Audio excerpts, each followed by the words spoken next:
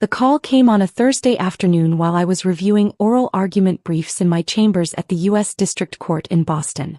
Mom's name appeared on my phone. I answered on the second ring. "Elena," she said. "No greeting. Sunday dinner. Your sister has an announcement." I glanced at the calendar on my desk. Sunday was clear. "I'll be there." "Actually," Mom continued, her voice taking on that careful tone I knew too well, "it might be better if you sit this one out." I set down my pen. "Why?" "Sarah's fiancé's mother is joining us. Margaret Patterson. She's a district court judge. We want to make a good impression and..." She paused. "Well, you understand." I did understand. I understood perfectly. "His mother works in law," Mom continued. "Important cases. Federal court.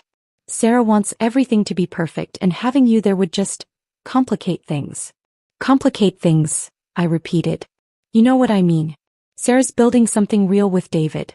His family is very accomplished. We don't want any awkwardness." I looked at the nameplate on my desk. The Honorable Elena Rivera, Chief Judge, United States District Court, District of Massachusetts. I'd sat on this bench for 9 years. Before that, 7 years as an assistant U.S. attorney in the criminal division. "Hey," I said. "You're not upset?" "No, Mom. I understand." "Good. I knew you would. Sarah's really happy and we want to support her." After she hung up, I sat very still. Through my window, I could see the Boston harbor, ships moving slowly across gray water. My law clerk, James, knocked and entered with a stack of motions. "Everything all right, Judge?" he asked. "Fine," I said. "Let's review the Patterson matter." He blinked. "Judge Margaret Patterson?" "Yes." "She requested a judicial conference for Tuesday. Joint case management on the Whitmore litigation." "The Judge Patterson," James said. "From the District of Rhode Island." "That's..." He stopped himself. "What?" "Nothing, Judge. I'll prepare the materials. My family had always been like this. When I graduated from Yale Law, summa cum laude, Mom spent the ceremony talking about Sarah's new marketing job at a startup. When I was appointed assistant U.S. attorney at 29, the youngest in the office's history, Dad asked if I'd checked whether Sarah needed help moving into her new apartment. At family dinners, when anyone asked what I did, Mom would say, "Elena does something in law. She's very internal." Then she'd redirect. "But Sarah just got promoted to senior brand strategist. Tell them about the campaign, honey." I stopped correcting her after the 3rd year. It was easier to let them believe I was a mid-level attorney at some forgettable firm than to explain that I prosecuted organized crime cases, that I'd put away a mob boss who'd evaded justice for 20 years, that the Attorney General himself had called to congratulate me after the verdict.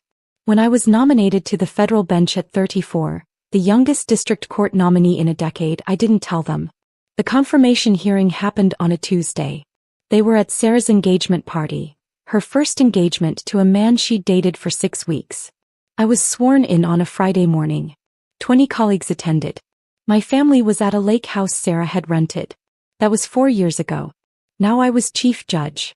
Appointed last year by the Judicial Council after Judge Morrison retired. At 38, I was the youngest chief judge in the First Circuit's history. My family still thought I was a paper pusher at a small firm downtown. Sunday morning, I stayed in my townhouse in Beacon Hill. I made coffee, read case law, prepared for the week ahead. At noon, my phone buzzed. "Sarah, Mom says you're not coming?" She thought it would be better. "Sarah, probably smart.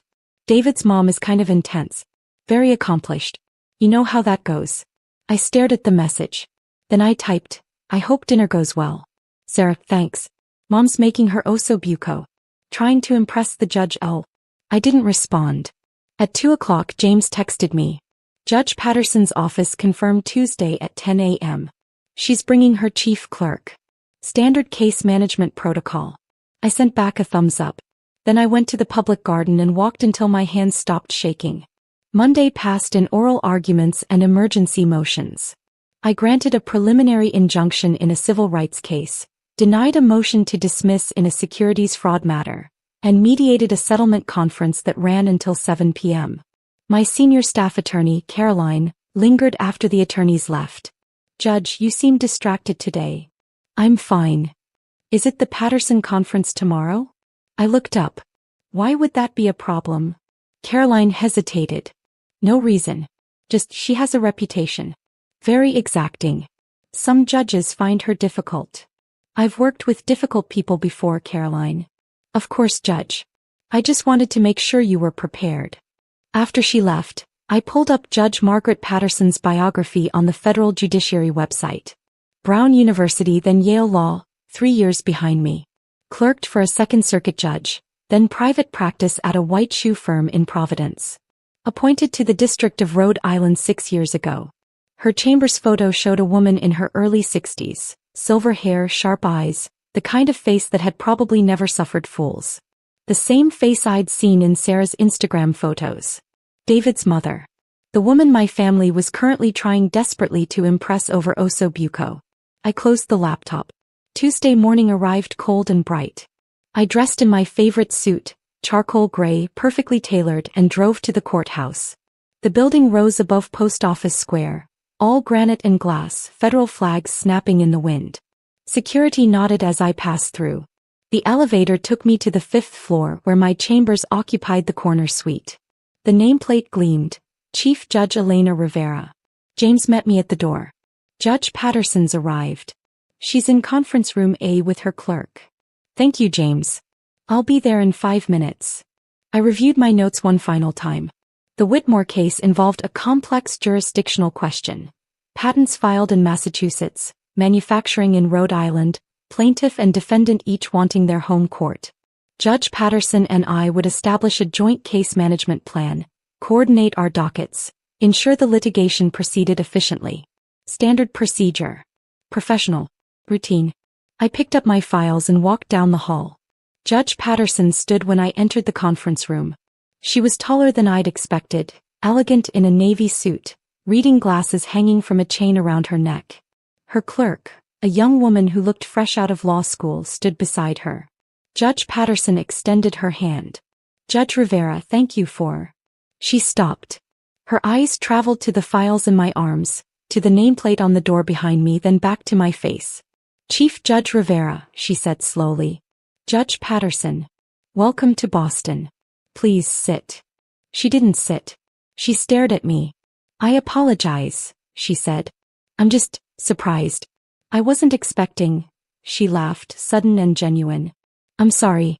This is incredibly unprofessional. But I had dinner with your family 2 nights ago. I set down my files. I'm aware. Your mother told me you work at a small firm. Something about being very internal. She was quite apologetic about you not attending dinner. My mother doesn't know what I do. Judge Patterson blinked. I'm sorry. They don't know I'm a federal judge. They think I'm a mid-level associate somewhere forgettable. The silence stretched. Her clerk looked between us, confused. How long? Judge Patterson asked. 9 years on the bench. For as chief judge. And they don't, she stopped herself. Collected her composure. I see. I gestured to the conference table. Shall we discuss the Whitmore matter? We sat. For the next 90 minutes, we worked through the jurisdictional issues, coordinated our case management schedules, established protocols for joint hearings. Judge Patterson was sharp, thorough, exactly as professional as her reputation suggested. But every few minutes I'd catch her looking at me with an expression I couldn't quite read. When we finished, she closed her files. Her clerk excused herself to take a phone call.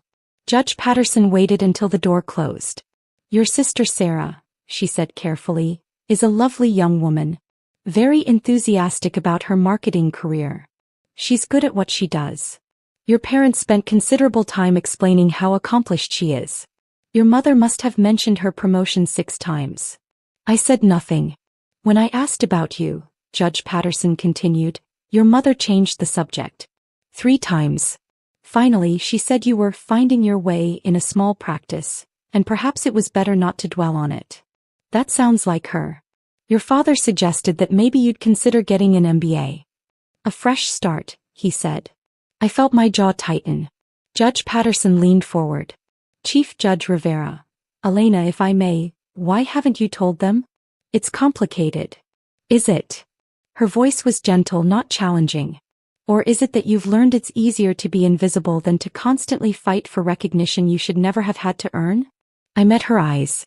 He understood. Of course she understood. When I was appointed to the bench, Judge Patterson said quietly, my own sister told people I'd been given the position as a diversity hire. That I couldn't possibly have earned it on merit. She said this at a family wedding to anyone who would listen. What did you do? I stopped going to family weddings. She smiled, but it didn't reach her eyes. I'm not suggesting that's what you should do. I'm only saying, I understand the instinct to protect yourself by staying hidden. It's not about protection anymore, I said. It's just habit. She nodded slowly. David mentioned you yesterday. After dinner. I straightened. He said his future sister-in-law seems nice enough, I guess, but that your family talks about you the way people discuss a charitable obligation. He found it strange. She paused. When he mentioned your name, I didn't make the connection. Not until I walked in here this morning. Are you going to tell him? Judge Patterson considered this. That's not my story to tell.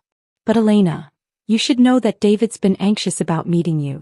Sarah's told him you're difficult, that you don't really fit with the family, that it's better to keep you at a distance from important occasions. My stomach dropped. He's a good man, she continued. He asked if he should reach out to you anyway. Try to build a relationship despite what Sarah says. He doesn't like the way your family talks about you. What did you tell him? I told him to trust his instincts. She stood gathering her files. I also told him I'd met his future sister-in-law this morning. I didn't specify where or in what capacity. But I did say that she impressed me a great deal. Judge Patterson. Margaret, she said. And I meant what I said. Your work on the Alvarez organized crime case was extraordinary. I've used your jury instructions as a model in my own courtroom. You're one of the finest legal minds in the First Circuit. I didn't trust myself to speak. She moved toward the door, then turned back. I'm hosting David and Sarah for dinner this Friday. In Providence. I believe Sarah wants to discuss wedding plans. Her expression was carefully neutral. I wonder if your name will come up. And if it does, I wonder what I'll say. Margaret. I won't lie, she said simply. I won't volunteer information that isn't mine to share. But I'm a federal judge, Elena. I don't lie. Not even by omission when directly asked a question. She left. I sat alone in the conference room for a long time. Wednesday and Thursday blurred together. Hearings, motions, settlement conferences. I worked late both nights, avoiding my phone, avoiding the inevitable. Friday afternoon, James knocked on my chamber's door. Judge, your mother's calling. 4th time today. Should I put her through? Mom's voice was tight. Elena. We need to talk. I'm in the middle of. David's mother knows you. I set down my pen. We're at her house for dinner. Mom continued, voice low, like she'd stepped into another room. She mentioned meeting you this week. At the federal courthouse. She seemed very confused when Sarah said you work at a small firm. Silence. Elena, Mom said. What does she mean she met you at the courthouse? I should go, Mom. I have a hearing. Sarah asked if you'd done something wrong. If you were in some kind of trouble that would embarrass the family. Margaret looked at her like she'd grown a second head. I closed my eyes. Then Margaret said, Mom's voice cracked slightly. She said she had the pleasure of coordinating a case with Chief Judge Elena Rivera this week. She said you were one of the most impressive jurists she'd worked with in 20 years. I waited. Elena. Are you? She couldn't seem to finish the sentence. I'm a federal judge, Mom. Chief Judge of the U.S. District Court for the District of Massachusetts. I've held this position for 4 years. I was appointed to the bench 9 years ago, after serving 7 years as an assistant United States attorney. The silence lasted so long I thought she'd hung up. Why didn't you tell us? She finally whispered. I tried. At first. You weren't interested. That's not, we would have. When I graduated Yale Law summa cum laude, you talked about Sarah's marketing internship through my entire graduation dinner. When I was appointed AUSA, Dad asked if I could help Sarah move apartments. When I prosecuted the Alvarez case, the biggest organized crime trial in Massachusetts in a decade, you asked if I'd seen Sarah's new Instagram post about her promotion. Elena. I stopped trying to tell you because you made it clear you didn't want to hear it. And eventually, it became easier to just let you believe whatever story made you comfortable. But a federal judge, Mom said. We had no idea. No, I agreed. You didn't. Margaret Patterson just showed us a news article. From when you were appointed chief judge. There are photos of you being sworn in. The Attorney General was there. A senator spoke at your investiture. Senator Warren, I said quietly. She was very kind. We weren't there. Mom's voice broke completely. You were sworn in as a federal judge and we weren't there. I didn't invite you. Why not? Because I didn't think you'd come. And I didn't want to spend one of the most important days of my life wondering if you'd show up, or if you'd spend the whole ceremony wishing Sarah was the one taking the oath. I heard her crying. Soft shocked sounds. Your father wants to talk to you, she said. I'm sure he does. But I have work to finish. Elena, please. I'll talk to you later, Mom. I hung up. 20 minutes later, Sarah called. I didn't answer. She texted, we need to talk. Then you let us think you were nobody. Then, David's mother thinks I'm a spoiled brat. He asked why we exclude you. I look like an idiot. I turned off my phone. Saturday morning, someone knocked on my townhouse door. I opened it to find Judge Margaret Patterson standing on my front step, holding 2 cups of coffee. I hope I'm not intruding, she said. I got your address from the court directory. I wanted to check on you. I stepped aside to let her in. We sat in my living room. She handed me one of the coffees. It was from Thinking Cup, my favorite place, prepared exactly how I liked it. She'd done her research. Friday's dinner was eventful, she said. I heard. Your mother called me this morning. She wanted to apologize for any misrepresentation. She seemed quite shocked. That sounds right. Margaret sipped her coffee. Sarah was less apologetic. She seemed primarily concerned with how this reflected on her. She asked me not to judge her based on a family misunderstanding. I almost smiled. David, however, Margaret continued, was furious. At his fiancé, at your parents, at the entire situation. He said some things that needed to be said. He didn't need to do that. No. But he wanted to. He's a good man, Elena. He doesn't like cruelty, even when it's dressed up as family dynamics. We sat in silence for a moment. My sister called me this morning too, Margaret said. The one who told everyone I was a diversity hire. She wanted to congratulate me on being mentioned in the Boston Globe this week. Apparently we made the news for our joint case management approach on Whitmore. What did you say? I thanked her. And then I reminded her that the last time we spoke, she'd suggested I only got my position because of quotas and politics. I asked if she remembered saying that. Did she? Oh yes, she remembered. She tried to claim it was a joke that I'd misunderstood. Margaret's expression hardened. I told her that jokes are meant to be funny, and there was nothing funny about spending a decade trying to earn respect from someone who was determined to never give it. Did she apologize? Eventually. After I explained that I'd be happy to rebuild our relationship, but only if she was ready to actually see me as I am, not as she wanted me to be. She met my eyes. I told her the door wasn't locked. But it had a lock now and I was the one holding the key. I understood what she was telling me. They want to see you, Margaret said gently. Your parents, sir. They want to apologize, to explain, to fix this. Do they want to fix it? Or do they want to fix how it looks? That's the question, isn't it? She finished her coffee. For what it's worth, your mother sounded genuinely devastated. Your father too. But Sarah, she paused. Sarah was more concerned with managing David's perception of the situation than with how you might feel. That also sounds right. Margaret stood. You don't owe them anything, Elena. Not your time, not your forgiveness, not an explanation. What you've built, your career, your reputation, your integrity, you did that yourself. They weren't there for any of it. No, I agreed. They weren't. But if you decide you want to try, she pulled a card from her purse and set it on my coffee table. I know an excellent family therapist. She specializes in adult family dynamics and boundary setting. She's helped me navigate my own complicated family relationships. I picked up the card. Dr. Lisa Chin, licensed family therapist. And Elena? Margaret smiled. David wants to have lunch with you. Just the two of you. He said he'd like to get to know his future sister-in-law without your family's narrative clouding the introduction. He doesn't have to do that. He wants to. And honestly, I think you'd like him. He's smart, kind, and he has very little patience for people who mistake cruelty for sophistication. After she left, I sat with the card in my hand for a long time. Sunday afternoon, I turned my phone back on. 43 missed calls. 67 text messages. 3 voicemails. I listened to the first voicemail. Dad's voice, rough with emotion. Elena, sweetheart, please call us back. We had no idea. We're so sorry. You won't talk? Please. The second was Mom. I can't stop thinking about your swearing and we should have been there. You should never have felt like you couldn't tell us. Please, honey. Let us explain. The third was Sarah. Everyone's losing their minds.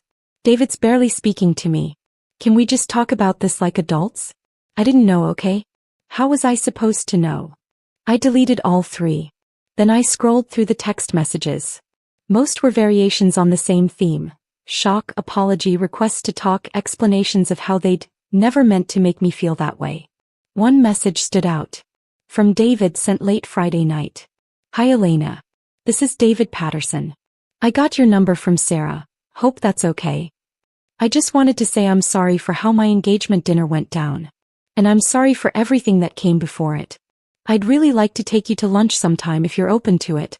No pressure. Just, I'd like to know my future sister-in-law. The real one. Not the version Sarah's been describing. I stared at the message. Then I typed, lunch sounds good. How's Tuesday? His response came immediately. Perfect. I'll make a reservation. And Elena? My mom told me about the Alvarez case. I'm in corporate law, so organized crime prosecution is way outside my world, but I read the case summary. That was incredible work. Me, thank you. See you Tuesday. Monday morning I returned to chambers. James had organized my calendar, Caroline had prepared bench briefs for the week's hearings, and my docket was mercifully clear of emergencies. At 10 a.m. my assistant buzzed. Judge, your mother is in the lobby. She doesn't have an appointment.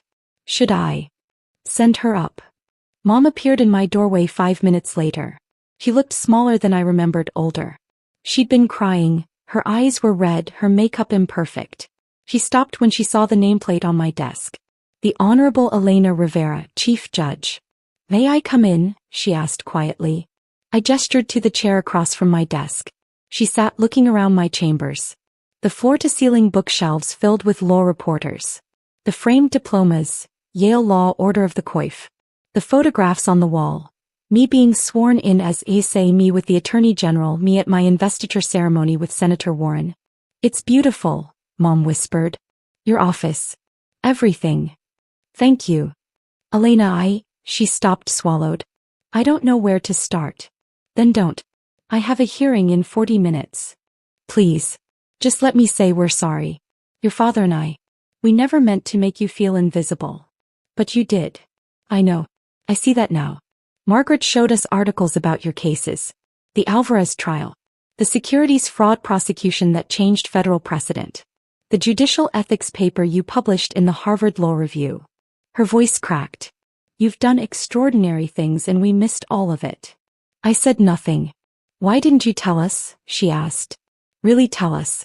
Make us listen. I tried, Mom. For years. You weren't interested in listening. We were proud of Sarah. I know. You made that very clear. But we're proud of you too. Now, I interrupted. You're proud now. Because Judge Margaret Patterson, someone you wanted to impress, validated my worth. But before that, when it was just me trying to share my accomplishments, you couldn't be bothered to listen. She flinched. Your father suggested I get an MBA, I continued. A fresh start. Because clearly what I was doing wasn't good enough. He didn't know. Exactly. He didn't know because he never asked. Neither of you did. Sarah told you I was forgettable and you believed her. Because it was easier than asking questions. Mom wiped her eyes. What can we do to fix this? I don't know if you can. Elena. No, I mean it. I don't know. This isn't something you can fix with an apology and a promise to do better. This is 9 years of erasure. 9 years of feeling invisible in my own family. 9 years of watching you celebrate Sarah's every minor achievement while dismissing my entire career. We want to try, Mom said desperately. Please. Let us try. I looked at her for a long moment. I'm having lunch with David tomorrow, I said finally. Your future son-in-law. He wants to get to know me without the family narrative. That's good. After that, maybe we can talk. All of us. With a family therapist present. Someone who can help us navigate this productively. We'll do that. Whatever you need. But Mom, I met her eyes. The door's not locked. But it has a lock now. And I'm the one who decides when and if it opens. Do you understand? She nodded, tears streaming down her face. I need you to leave now. I have work to do. She stood slowly. At the door she turned back. I love you, Elena. I know I haven't shown it. But I do. I know, I said. But love without respect isn't enough. Not anymore. After she left, I sat very still. Then I returned to my briefs. Tuesday's lunch with David was easier than I expected. We met at a quiet restaurant in Back Bay. He was tall, kind-faced, exactly the kind of man I'd imagined Sarah would choose. Successful, well-dressed, safe. But he was also sharper than I'd anticipated. Sarah told me you were difficult, he said after we'd ordered. That you didn't really fit with the family. That it was better to keep you at arm's length. That sounds like her. She made it sound like you were the problem. Like you'd rejected them, not the other way around. It's complicated. Is it? He leaned forward. Because from where I'm sitting it seems pretty simple. They didn't value you, so you stopped trying to be valued. I smiled despite myself. Your mother said you were direct. My mother raised me to recognize cruelty, even when it's dressed up as family loyalty. He paused. I'm angry at Sarah. For how she's treated you. For how she's talked about you. You don't need to be angry on my behalf. Maybe not. But I am anyway. He sipped his water. I told her that if we're going to get married she needs to figure out how to actually see you. Not the version of you she's invented to make herself feel superior. The real you. How did she take that? Not well. She said I was being manipulated by my mother. That you'd somehow tricked us into thinking you were more important than you are. I felt my jaw tighten. I told her that federal judges don't trick people into thinking they're federal judges. The appointment process is pretty transparent. He smiled slightly. She didn't appreciate the logic. We talked for 2 hours. About law, about family, about the strange dynamics that arise when people choose comfort over truth. David was good company, smart, thoughtful, genuinely curious about my work. As we were leaving he said, I meant what I said, Elena. I want you in our lives. Really in our lives. Not as the disappointment Sarah's been describing, but as my sister-in-law. As family. Even if that makes things complicated with Sarah? Especially if it makes things complicated with Sarah. She needs to learn that you can't build a real relationship on erasure and dismissal. I hugged him. Brief, genuine. Thank you, I said. For what? For seeing me. The family therapy sessions started 3 weeks later. Dr. Chen's office was in Cambridge, warm and carefully neutral. The first session was just me and my parents. Sarah refused to attend. It was brutal. Honest. Necessary. Dad cried when I explained what it felt like to be introduced as the disappointment at family gatherings. Mom broke down describing her own insecurities, how Sarah's success had felt achievable, relatable, while my accomplishments felt too big to understand, easier to dismiss than to engage with. I didn't know how to talk about a federal judge, Mom admitted. It felt intimidating. Like you'd become someone I couldn't reach. So you decided not to try? I decided it was easier to pretend you were someone smaller. Someone I could understand. It wasn't forgiveness. Not yet. But it was truth. We scheduled more sessions. Committed to monthly dinners, just the 3 of us. Small steps. Careful boundaries. Sarah came to the 4th session.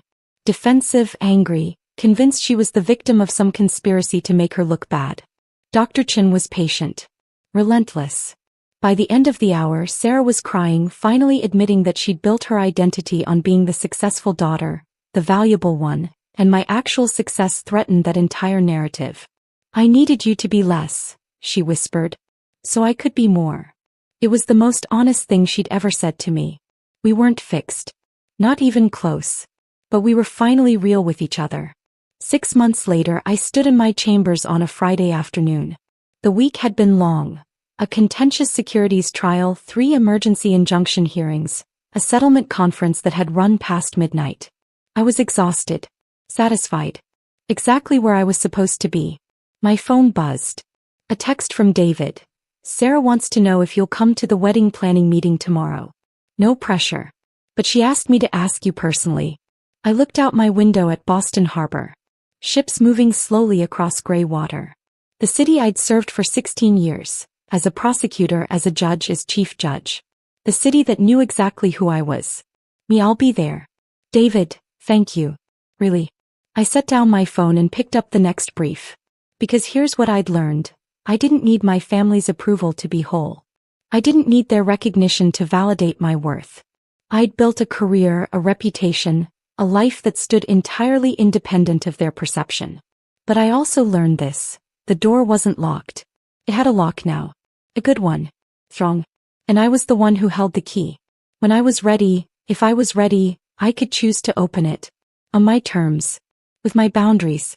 With the absolute certainty that I was enough, exactly as I was, whether they ever understood that or not. I'd spent 9 years hiding from my family because it was easier than fighting for recognition I should never have had to earn. Now I wasn't hiding anymore. Not because they'd finally seen me, but because I'd finally stopped needing them to. I felt free. And that freedom, the kind that comes from choosing yourself, from setting your own terms, from knowing your worth independent of anyone's validation, that was worth everything they'd cost me. The door wasn't locked. But it would never again open without my permission.